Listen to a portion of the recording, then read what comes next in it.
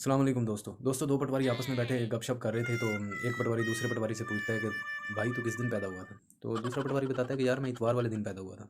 उसने कहा कि यार पहले वाला सवाल पूछने वाला पटवारी उसको कहता है कि यार तू मैंने पागल समझना है, इतवार वाले दिन तो छुट्टी होती है। इस बात पे आपस में लड़ पड़े।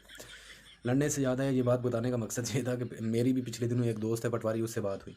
जब मेरी उससे बात हुई तो वो मुझे कहता देखा मियाँ साहब आ गए ने। मैं क्या मुबारक हो मियाँ साहब तो आ गया, लेकिन तू मैनू ये दस मियाँ साहब ने आके की बेहतरी करनी है। उसके कहने का मकसद ये था मियाँ साहब ना हूँ पाकिस्तान पर लग जाएंगे, पाकिस्तान यूरोप में क्रॉस कर देगा। मैंने उससे सिर्फ इतनी बात की, मैंने कहा भाई मुझे ये बता दे कि पिछले 30 साल से मियाँ साहब सियासत में 3 बार वजीर आजम रह चुके हैं इस मुल्क के। पिछले 16 महीने उनके भाई वजीर आजम थे, उन्होंने क्या बदला? पाकिस्तान की मईशत का बेड़ा गर्क हो गया।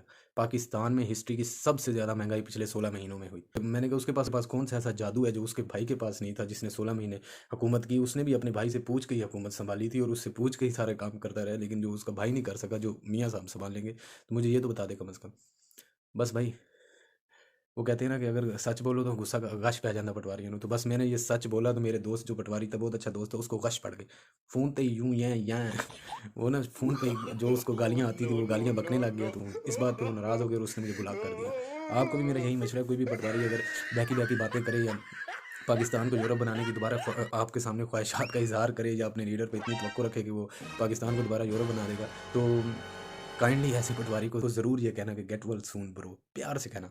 आप प्यार से कहोगे तो इनको खुद ही गश पड़ेगा। थैंक यू, जज़ाकल्लाह, दुआ में याद रखना। बस।